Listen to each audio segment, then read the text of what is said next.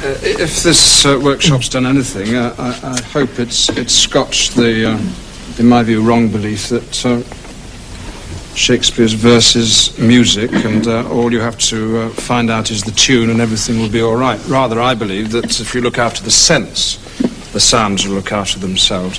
I saw Maurizio Pollini play a late Beethoven sonata recently, and I had a strange feeling for about 5 miraculous seconds that I didn't know whether he was putting the music into the piano or whether he was taking it out of the piano. And acting at its best, Shakespeare, I think, is of that nature, that the actor is the playwright and the character simultaneously. This can only be achieved by the actor having total awareness of all the complexities of Shakespeare. So if we take a speech like Macbeth's last soliloquy, tomorrow and tomorrow and tomorrow, which, to crudely summarize, is a description of total blackness, total despair, that life is finite.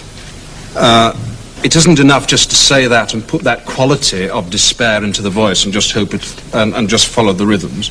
You've got to do many more things as well. You have to think and have analysed in rehearsal totally, so that your imagination, being fed by the concrete metaphors, concrete images, pictures, can then feed through into the body, into gesture, into timbre of voice, into eyelids, into every part of the actor's makeup. So that it does seem, as Trevor just said, that he is making it up as he goes along, although the actor, of course, knows that he isn't. But to start at the top with the first line, and I'll try as far as possible to relate this to blank verse, but it would be impossible for me not to mention imagery and all sorts of other literary devices which we haven't been talking about generally today.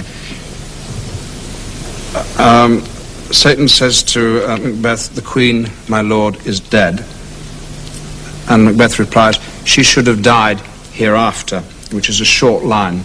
She should have died hereafter, indicating that there should be a pause, I think. And during that pause in performance, with the audience rather around me as you are now, I used to take that advantage of that pause to catch the audience's eye and begin the soliloquy, which is Macbeth, me, the actor, to talking directly, sharing my thoughts with you, the audience.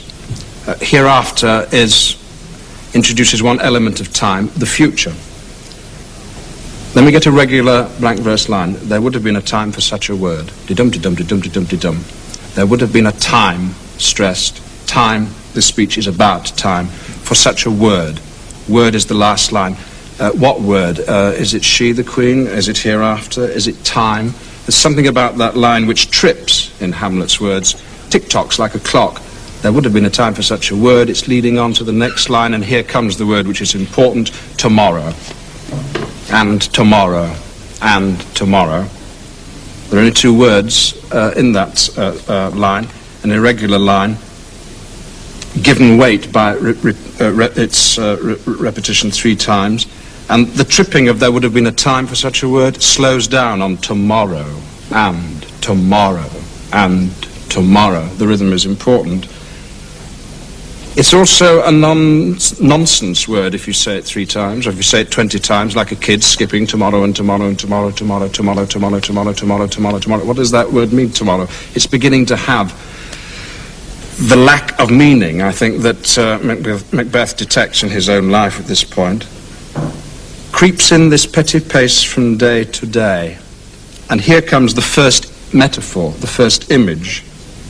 And the rhythm is beginning to creep, is beginning to plod like someone plodding along a country lane. It's footsteps now, not the tick-tock of a clock. Creeps in this petty pace from day to day.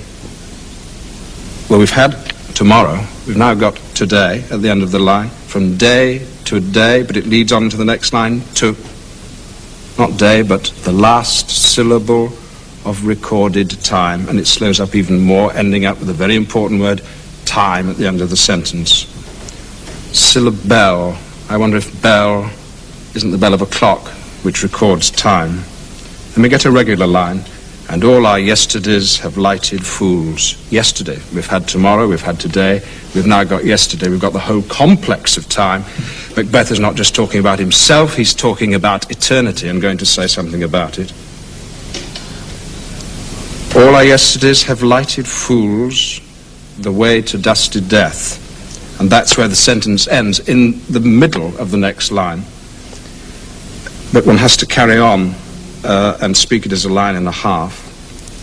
All our yesterdays have lighted fools the way to dusty death. What is the image there that I must have clearly in my mind so that I can get the right emotion of despair? It's what? It's a fool walking along a dusty path, plodding, creeping, with petty pace.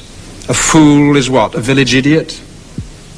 Wandering along a country lane with, what, a guttering candle? I don't know, a lantern? Fool is a pun, of course. Fools, like Lear's Fool, Feste, in Twelfth Night, are professional entertainers. That will be relevant in a moment, and I have to contain in my mind, as I say the word fool, that it is a pun. See two sorts of fools. That line is completed with the shock of the harsh rhythm of out, out, brief candle. The fool's candle has caught a gust of wind and is blown out, and he collapses into a dusty death in the unmade road of Elizabethan England.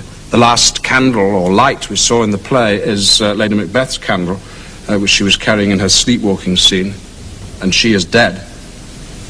It's Lady Macbeth's death which is being talked about in the speech. It is the fool's death, village idiot's death. It's going to be Macbeth's death. It's going to be everybody's death. It's at this time, about this time that Shakespeare wrote Macbeth, that candles were being used in indoor theatres. And that may be relevant too when we get on to the next line, which is, life's but a walking shadow. Walking gentleman is a phrase we still use in the theatre, meaning someone who is available in any company to walk on and play a meagre part. He's the lowliest member of a company. But life is not even a walking gentleman, he's a walking shadow. Less than even the meanest player. And the line is completed by a poor player. Life's but a walking shadow, a poor player that struts and frets his hour upon the stage.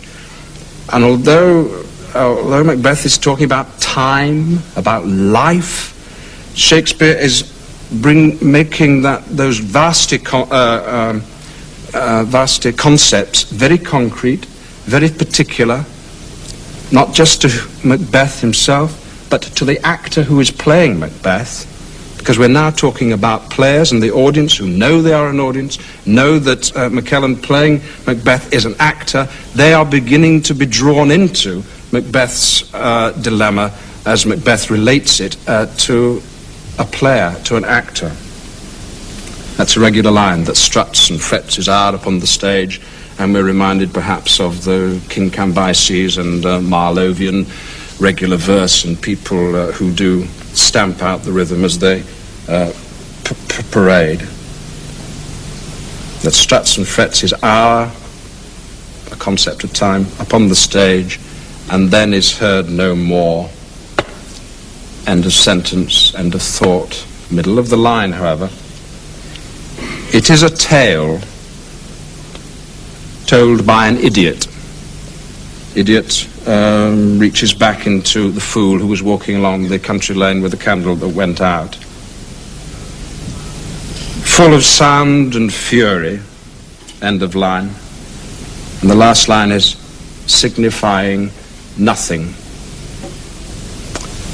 And the beats of the rest of that pentameter are not there, because the end of the speech is total silence, total oblivion, total emptiness. So much one could say about it, but just let me run through the last words of each line, and you will see that they add up to what the speech is all about. Hereafter, word, tomorrow, today, time, fools, candle, player, stage, tale, fury, nothing. I must have all that in my mind as I'm going through it. Not so that you, the audience, can understand those complexities, because I'm not giving a lecture. I think the poetry and the rhythm and all those devices that Shakespeare uses are not for the audience's benefit, they are for the actors, so that having absorbed them into his heart and his mind, he can then express them with all the other things at his command, which are his body, his facial expression, and if the production is working well, the way the production is blocked, is arranged, the way the scenery is painted, and the way the lights are lit. The crowd? The Queen, my lord, is dead. She should have died hereafter. There would have been a time for such a word. Tomorrow. And tomorrow. And tomorrow. Creeps in this petty pace from day to the last syllable of recorded time. And all our yesterdays have lighted fools the way to dusty death. Out, brief candle. Life is but a walking shadow. A poor player that struts and frets his hour up on the stage, and then is heard no more. It is a tale told by an idiot, full of sound and fury, signifying nothing.